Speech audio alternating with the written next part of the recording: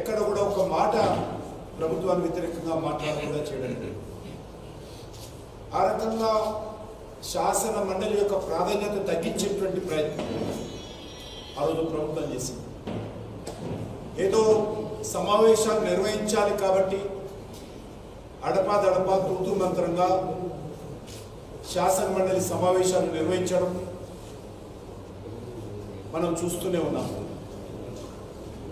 గతంలో teachers constituency ఎమ్మెల్సీలు అంటే, గ్రాడ్యుయేట్స్ కాన్స్టిట్యున్సీ ఎమ్మెల్సీలు అంటే ప్రభుత్వానికి హడలు ఉండేది. ప్రభుత్వాన్ని చీల్చి చెండాడే వాళ్ళు శాసన మండలిలో ప్రభుత్వ వైఫల్యాలను ఎండగట్టేటువంటి వాళ్ళు, ఉపాధ్యాయుల సమస్యలపైన పోరాటం చేస్తూ ఉపాధ్యాయులందరూ కూడా అండగా ఉన్నటువంటి పరిస్థితి ఉండేది. దురదృష్టవశాత్తు ఇటీవల కాలంలో ఆ యొక్క శాసన మండలి ప్రాధాన్యత తగ్గింది.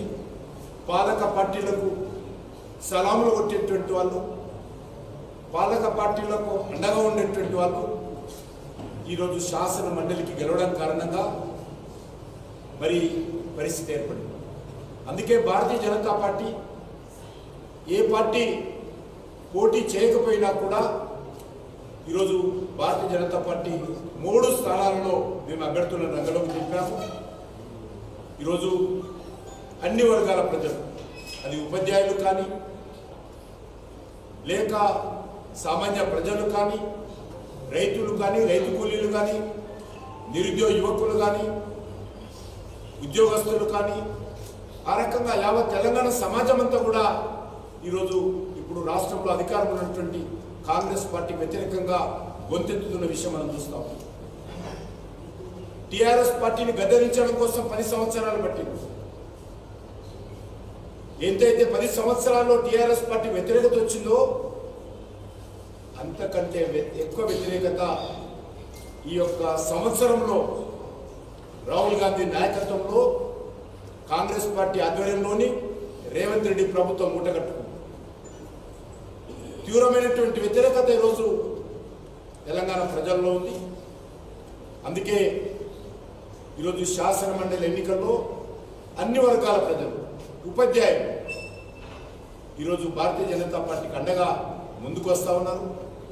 అనేక ఉపాధ్యాయ సంఘాలు, అనేక ఉద్యోగస్తుల సంఘాలు, ముఖ్యంగా తెలంగాణ ఉద్యమంలో మరి పోరాటం చేసినటువంటి జేఏసీలోని అన్ని సంఘాలు కూడా మరి ముందుకొచ్చి అండగా నిలబడతా ఉన్నాయి. జేఏసీలో పనిచేసినటువంటి సంఘాలు ఈరోజు ముందుకొచ్చి అండగా నిలబడతా ఉన్నాయి. ముఖ్యంగా కాంగ్రెస్ పార్టీ ఎన్నికల ప్రచారంలో మొత్తం ఉద్యోగ ఖాళీలన్నీ భర్తీ చేస్తామని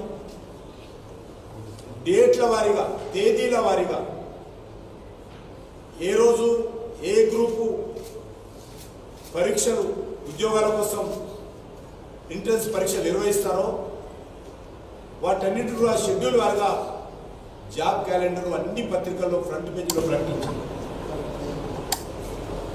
2024 డిసెంబర్ లోపల తెలంగాణ రాష్ట్రంలో 2 లక్షల ఉద్యోగాలు భర్తీ ఏ రోజున చేయబోతున్నామో